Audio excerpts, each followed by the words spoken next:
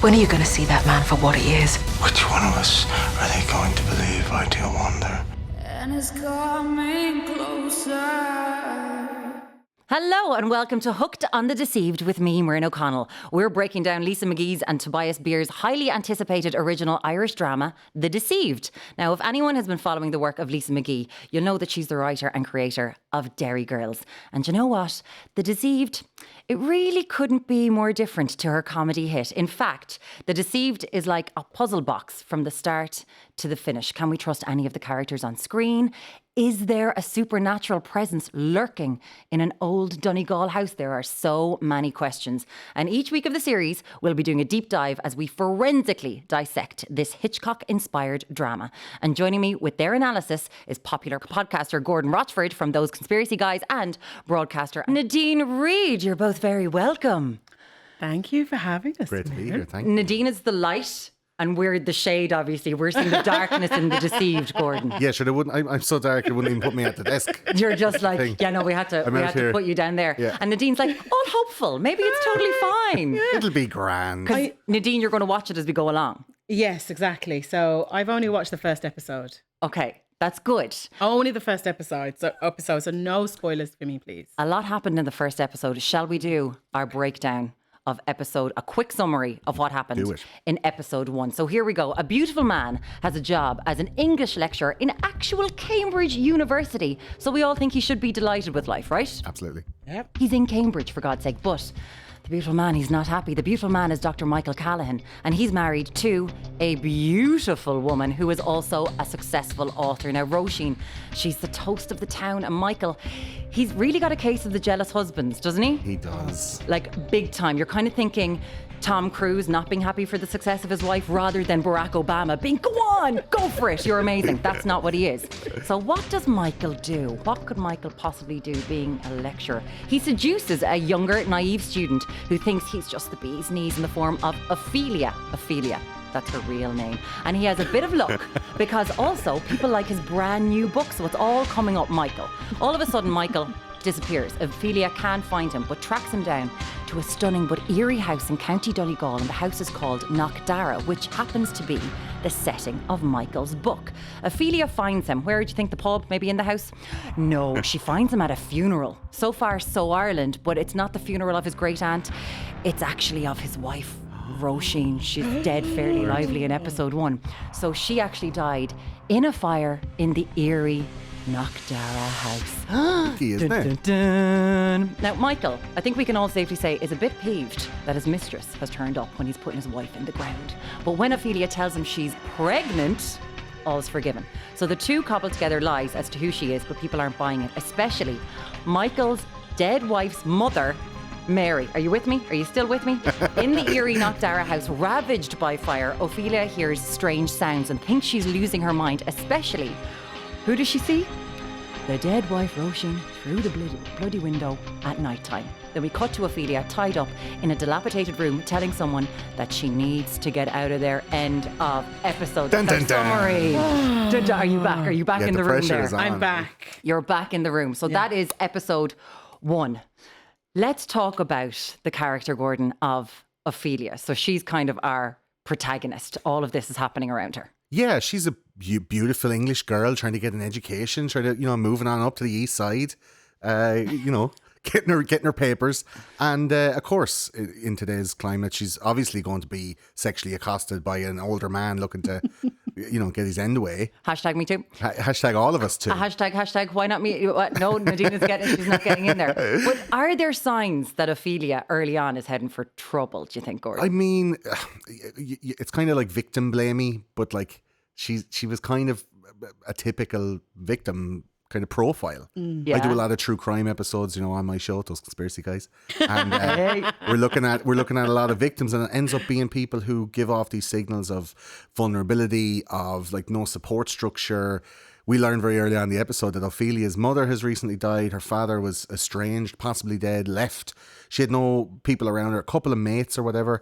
So I mean, if Michael is to pick off anybody, wouldn't it be someone who wouldn't have someone that you could kind of confide in and go, I think this weird dude with a beard is trying to ride me in his office every Friday and it's getting a bit odd, you know? Well, the thing is, you think he looks a bit weird with the mustache. I think he looks a bit ridey, Nadine. Can you see? No, are you not there? Guys, I still, to be honest with you, I just can't get past how thick Ophelia's character is. For the first episode, I'm like... I didn't want to say it. Sorry. You can say. Ophelia, why are you so stupid? Why do you think you're Alice in Wonderland? What makes you think you're so safe to be walking around a creepy house? You're dating a guy, so you cheat... Oh, gosh, sorry, mic problem. You're going out with a guy that's married, right? He's your teacher. And, you know, you've seen so many clues that this guy's not to be trusted. He doesn't call you for how long? I'm not actually sure if it's told how long When the he time goes is. missing, yeah. He goes missing. So your fella goes missing. And then you travel all the way from Cambridge to Donegal to find him? That's At all- a funeral? Ophelia, leave the place immediately. So I can't get past her stupidity and how she's trying to be Alice in Wonderland meets Jessica Fletcher meets Fatal Attraction Glenn Close. I think she's nuts. Maybe I'm wrong. Maybe it's because she's vulnerable, Gordon. I don't know, Maybe Nadine. she's had a terrible life. It's 2020. She's a student at Cambridge University. She can't be that thick. The vulnerability So I'm part... sorry, Ophelia. Ugh. The vulnerability No. part doesn't excuse her very stalkerish kind of, I'm going to I travel from can't. Cambridge to Donegal to go look at. That's a little bit... Yeah, because I can't, You know. Muireann. I was just like that. Is this girl for real? when Is there... this girl for real? She does. There are so many kind of little breadcrumbs of how he brings her in. Like he trusts her, and I want you to read my book. Like he does that at the very start. I trust you. I want to know what you think. Yeah. And then she meets him and his wife at this soiree, this Cambridge soiree. Yeah. And he completely blanks her. Like really treats her bad. Completely. Exactly. Another example of how thick Ophelia is, the character. Well, in all fairness, he's hardly going to walk up and go, "Hey, wife, this is my mistress." You're going to get along great, by the way. This is going to be fantastic. But she does talk to his wife in the loo, as women are wont to do. Yeah. And I wouldn't know anything about it. I haven't been in a part of those. You ever been in a ladies' bathroom before? I've never Gordon? been a lady in a lady's bathroom. Now is not the time. Gordon, now is not the time. We'll never get to experience that. But they're in the bathroom, they start chatting. And Roisin says something that I think is quite a good clue as to Roisin's kind of where her head is.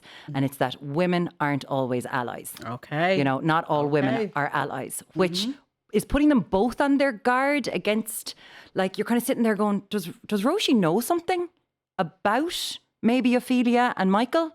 Did you think that at all? I did. I thought that Roisin was either giving her a warning Yeah. to be like, listen, you, get away from my fella, you. Hold me earrings. Like she was going to giving her a kind of get you stop flirting with my man or possibly sleeping with him. Or it could have been, he's done this before. He always gets these young girls and you're just kind of like a sexual utility to him and don't get too attached because he's the bad guy. It was quite, I guess, vague as to It her was intention. vague, but it could also be that she's like, my husband is so amazing that I know all of you want him, but I'm the one who has him. Well, Like she was that's a third peeing option. around him. It felt like maybe Roisin Possibly. was peeing around him a bit. Yeah. But when the fella you're having an affair with disappears and doesn't send you an old WhatsApp, Oh, come on now. even a voice note Come going, on. I'll get on to you in a little while. Maybe don't go running after him, but she does go running after him to Knockdara, County Donegal, where his house is. A Nadine. stalker material. Literally the top of the country. The top of the country. So she had to fly, get a boat, walk, a taxi, all to find this guy. She's a that student. clearly Where'd she get the money? Thank you. So that's making me thinking she's privileged and rich. Right. From Cambridge and thick. No excuse, Ophelia. And then she finds the guy at the funeral, and then she finds out it's the dead wife's funeral. The woman you were just talking to in the bathroom that told you not to trust women, or you can't trust all women aren't allies. There's so many clues. I was just watching it going, oh my God, Ophelia, stop, turn back now, book your flight home, step away. We do I was find out like she's this. pregnant, though. We do find out that she's pregnant. There so you that, go. that could be Yeah, that well- could be a reason that she's like going to all that trouble. Public transport doesn't go all the way to Donegal. It's not an easy place to get to. Would you chance it for just like to go like, where's my fella gone? Normally a girl would be like, right, he's married and he's not texting me back anymore. Probably let's stick a pin in that. Yes. Also, his wife is dead. Maybe I'll fly back. I'm also I'm also pregnant. The NHS is probably better for free prenatal care than the HSE is. The same thing. Probably an idea. We get to this house, Knockdara. Yeah. It has been ravaged by fire because that is where Roisin has died. She's just died. Ophelia ends up staying in this house. Yeah, How would you do that? You'd stay in the freshly dead wife. Literally, the soot is there. The fire, you can Freshly smell baked the wife. soot. And she stays in the house. It's madness. You would not do that. Never. I don't know what. You name me one black woman or even Irish woman who would do that. They had to pick the lovely, beautiful actress with an English accent to do that. I don't know. Is she English? So you think just white English people are stupid? Is that what you're saying? There seems to be a bias coming out here. I honestly think so. I think she's so privileged she doesn't think that anything bad could happen to her. But look, maybe I'm wrong. Maybe it's because of her vulnerability. Maybe it's the hormones because she's professionally pregnant. I don't know. But for me, I was like, this is madness. Leave immediately. Go home. That's what in my head it's like Forrest Gump. Run, Forrest. Run, Ophelia. Run. When she's there, she kind of thinks that she's found an ally, and this is in the form of Sean, who is played by Paul Mescal. Paul Mescal is a fireman in this one. I mean, they really know what to do to women when it comes to Paul Mescal. Holy mother of God. So he's kind of like an ally and makes her feel a little bit safer because she's surrounded by people who are Roisin's family and friends. And Michael, of course. Very suspicious crowd, I think. It's so suspicious. Yeah, very odd crowd. The mother-in-law, Mary, mother of the dead wife, she's a creepy weirdo. Sheila, who runs the pub, who doesn't really run the pub. It's kind of an offshoot of her sitting room. She flies in, she flies out. It's like the green room for the whole village. Whenever anyone lands in, it's like, you have to go, you have to book in Sheila's. You'll have to go down to Sheila's to book in. Like, it's bizarre. And then a child just randomly appears. And the child is called Roisin. You're like, is this a secret baby they've had? Would you like a pint of Guinness, mister? Like, it's very weird town. But random. Not dissimilar to towns I've been in the west and north of Ireland. Seriously? And did you stay the night in those creepy towns and castles that people have freshly been murdered? No, they're places you drive through. But it does feel as though it could happen in an Irish town. They all know each other, and weird things like this can definitely happen. Yeah. So do we think that Michael is hiding something at the end of this episode, where Ophelia, we know she's tied up, but she's seeing the dead wife Roisin outside the window. Is Michael hiding something, or is Ophelia losing her mind? Is this creepy Irish town affecting her, Nadine? I think probably both. I actually think both. Michael's definitely hiding something. I mean, every word that Michael says in this is a whisper. I really want you to read my book. I really want you to stay with me. When I saw you at the funeral, I knew that it was you and me and the baby. Like, everything he says is, why is he whispering? I think it's Emmet Scanlon trying to cover the fact he can't do a Donegal accent. He's just going, come here, let me tell you. We're going down to Carrickstown. I mean, Knockdara. Come up here with that. It's Bella. Are you there, Bella? We know it's the heavy mustache as well. Yeah. He's got a whisper with that. Down. Who is at the end of this episode? We know that it ends up with Ophelia saying, "I have got to get out of here," and she's tied up. Who for you at the end of this episode, Gordon, is the bad person? Who's the person? Is it a thriller? Has something bad happened, or are we living in a superstitious town? Are we living in? Is there ghosts? I mean, obviously something bad happened. There's a house burned down. There's a woman dead. But Michael gives off clear indications of being like a narcissist, a manipulator. He's lying, he's cheating, he's finagling, philandering around the place. He has multiple lovers. We see one scene where Ophelia is looking out the window longingly at Michael as him and his beard stroll through the halls of Cambridge, and some strange woman that we find out later is Ruth taps her on the shoulder and goes, "You want to mind him? His Mickey is rotten. It's everywhere. It's been everywhere." And Ophelia's like, who are you? Oh, you don't need to know, but just let me tell you. And she's looking out the window at Michael having a fight with another young student-looking girl. So to me, if I was Ophelia, I'd be like, yeah, he's having it around the place. He's a bad dude, and he does bad things. He's manipulating Ophelia from the outset. She comes up to his like Hogwarts office, and he's like lying across the desk, smoking a long cigarette, being like, "Welcome," do you know? And she's like, "So come here, I need help with my thing, and my mother's died, by the way, and I've no friends, just so you know." And my dad left. And my dad left as well. Yeah, poor, And he's like, "Brilliant. Would you mind if I had a cigarette?" And she's like, Yeah, okay then. And that's kind of like a little shit test to see, because people don't like smoking, especially in such a cramped environment. And he's kind of like, I'll test her now and see if she'll go along. She'll choke down this secondhand cancer enhancer. You know what I mean? And she goes along with it. And he's testing her and testing her and testing her. We see very quickly through these like a series of small scenes where basically he starts off by smoking a cigarette, and then the next thing she's up on top of him in the chair and they're giving it the old, how do you do? I think we can safely say we've got 1 for Ophelia is stupid, she should have left, and we've got definitely. 2 for Michael. Michael's a bad dude. Yeah, but you like it, don't worry. I know. Maybe we've got to delve deeper into why I think that Michael is a fabulous, gorgeous. Would you mind if human I being. lit a cigarette, Warren? I've got Is that okay in here? Can we do that in here? Maybe they're my own issues. This is about a television show. Gordon and Nadine, thank you so much for that deep dive into episode 1 of The Deceived. We're looking forward to hearing your thoughts on what the next episode brings, without a shadow of a doubt. And personally, I think it's going to get more twisted and more bizarre as we go along. Now, before we welcome our special guest from The Deceived, here's a little bit from this superb twist-filled thriller.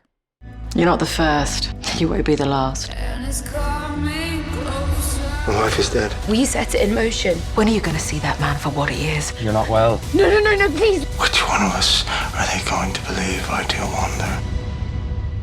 And it's coming closer. I'm excited now to welcome to Hooked on the Deceived 2 of the stars of the drama who are no strangers to each other. It's a pleasure to welcome Louisa Harland, who plays Clodagh O'Donnell, and Ian McElhinney, who plays Hugh Callahan in the show. Great to have you with us. Thanks for joining me, guys. Delighted to be here. Hiya. Thanks for having me. Oh, look at you. You're reunited. I wish you were at a Deb's, but sure, we'll get to that in just a little while. Now, Louisa, I have to ask you, of course, you know, you're both together in Derry Girls. So how long into the production of series 2 of Derry Girls did you hear rumblings that Lisa McGee and her husband Tobias, they were working on a different type of show? I think it was after we were filming I heard rumbles, and we were all just hoping Lisa would see us for any role, and there was all whispers between us all that we were hoping to be seen. But yeah, that was after filming, I think the rumbles began. And then Ian, did you decide when you heard these rumbles, did you, Mr. Ian McElhinney, did you plague her for a role, or did she come crawling to your door? No, I mean, when we did Derry Girls, there was talk that she was doing a different kind of series, but that was all. We knew that it was definitely totally different from Derry Girls, and of course it was herself and her husband Toby writing it together. But nothing more at the time, and I had no expectations of any kind. And then a year later, whatever it was, you know, they came calling at my door, which was very nice, you know. And Louisa, when you're one of the actual Derry Girls who got cast, did you get the WhatsApp going, how did you get that from the rest of the girls? Yeah, I think when they heard the character description, they were probably like, yeah, Louise is probably the weirdest and best suited for the role. So yeah. Was that the thing? Because you do play Clodagh O'Donnell, who is a character who's had a lot of tragedy in her life, but she's very spiritual. She's a seer, you know? Was it like, yeah, 100% it's written for Louisa? Yeah, I think maybe I seem to be able to do odd quite often. So yeah, another type of odd though. And yeah, I was just really honoured that Lisa wanted to work with me again in any respect. And again, a lot of people might be hearing you, you know, for the first time with your actual accent, because we're so used to hearing you with a Northern Irish accent. It's like, oh, look at her. There she is with her normal accent. Will we ever get to have a day when you're doing your normal Irish accent? I know, yeah, one day. But yeah, I'm from Dundrum. But it's very, it's an honour for people to think that I'm from the north. Ian, can you confirm that you do think that Louisa is from the north when you hear her speak? Absolutely. Yeah, good answer, Ian. There's a lot going on in this show, but a lot of it is that there are some amazing actors. Like, I have to say, the mother Mary, like, she is she's so good at being creepy, and you don't know her motivations. But when all of this happened, Ian, you've been in some of the biggest shows in the world. Paul Mescal's on set, and then Normal People blows up all over the world. Was he a lovely chap to work with? Did you have a clue that his star was going to rise like this? I had no idea. I'd never met Paul before. He was a very nice lad, and I didn't know that that was up ahead. And congratulations to him, because it's been a huge success and well deserved as well. But that was our first time meeting, and no doubt we're going to see a lot more of him. Who knows what he'll be doing next. Because I would have thought at the time, Louisa, maybe he was a little bit starstruck by ye on set, because, you know, you'd achieved that sort of global fame at that stage with Derry Girls. Yeah, I suppose. No, I knew Paul through mutual friends before, and so I was delighted that he got the role in Normal People. And when we filmed Deceived, I think he had just finished Normal People, so he was all about it, and I was so excited to see it, and I'm so glad it's done so well. Like this, and I hope this is going to do so well, because we need to talk about your character, Clodagh, the psychic Louisa. When you got this part, was there much of an audition process in it? And in it, did you have to sing? No, I mean, there was an audition process, absolutely. But I definitely didn't have to sing. I actually got a text, which I believed was unrelated, a couple of months back from Lisa herself, being like, "Can any of you girls sing?" And I thought it had Derry Girls. And I replied going, "Well, I definitely can't. And I don't think Saoirse can, Jamie, maybe a bit, Nicola can." And little did I know that it was for this. But I actually didn't see the singing scene until I was cast. So, yeah. How? Because you're singing a very famous song, you know, Wheela Wheela Whyla. How did you feel? Because I was singing along with you, even though it's a really creepy scene, essentially. But how did you feel having to do that? Because you're singing to your dead child. Yeah, I know. I felt sorry for the sound crew, but it was freezing that day, and it was really bizarre. And obviously, there's so many versions of that song, and it's so, you know, special and creepy, and the story is always quite weird behind it. But I think the Lisa McGee wanted the Lisa Hannigan kind of version. I don't know if you've heard that, but it's very slowed down and eerie. So that was the version I think that worked best at the graveside. I love that you can now say that I can sing in the style of Lisa Hannigan. That goes on the CV as soon as. But one day. With all this, you're kind of, you know, Clodagh obviously brings a supernatural side to this drama, but I have to say, Hugh does as well, Ian, your character. So how did you find him fitting into the role? He's the father of Michael Callan. Yeah, well, first of all, he's the connection to Donegal. And that's how, you know, were it not for this Donegal father, we might never have ended up in Knockdara. And of course, he comes back. I think the other thing about him is the whole, besides the supernatural thing, and obviously that's a key part because he tells this big story in the third episode about things supernatural. We'll not go into that anymore at the moment. But besides that, as the guys alluded to earlier on, all the characters in this story are very strange, and they all seem to have an agenda. And if you're the young girl in question, Ophelia, you're looking around saying, I don't know anybody here that I can trust. They're all a bit odd. They're all a bit off the wall. The only person who seems empathetic, I think, is the daddy, Hugh. Yeah. But the problem with Hugh, unfortunately, is that he's beginning to lose his marbles. So although he might be sympathetic and might want to be sympathetic, he doesn't always connect all the dots together in the right way. So you don't know whether you can trust what he's saying or not, you know. So the one person who she might have gone to outside of Michael, who is capable of being critical of Michael, might have been Hugh, except that, you know, unfortunately, Hugh's not entirely there. See, that's the thing, because, you know, he's confused Ophelia with Roisin at one stage. Do you think that Hugh has Michael's number? Does he know what his son is really like? I think he does have Michael's number, and I think there may well even be a family history for that. But he also, you know, I think has an empathy for Ophelia.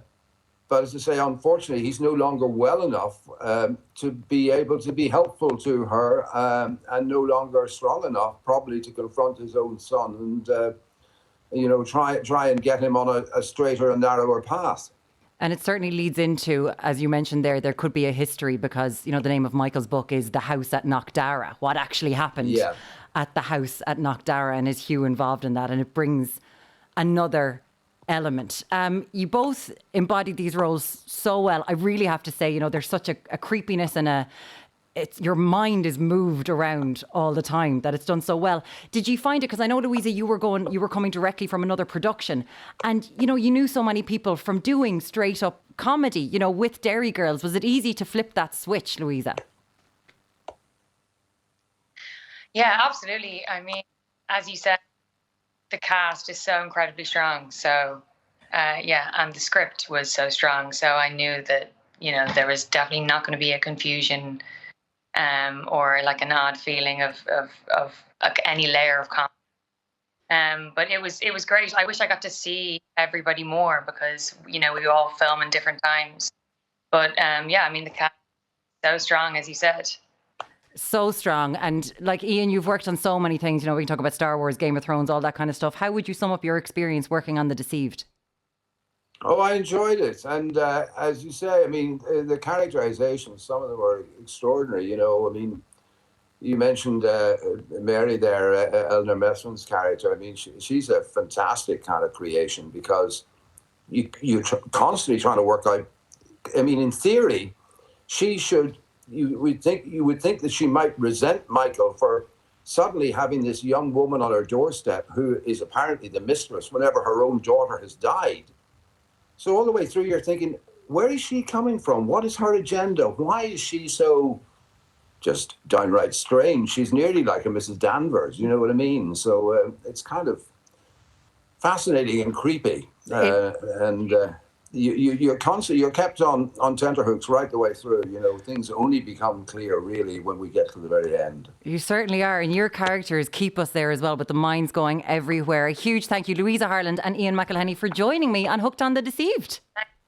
Thank you very much. Thank you. That's a wrap on our first deep dive into The Deceived, and you won't have to wait too long for episode 2 of Hooked on the Deceived, as it's now available wherever you get your podcasts. And like The Deceived, we have a few surprises up our sleeves as well, From me, Muireann O'Connell, we'll chat to you soon on Hooked on the Deceived.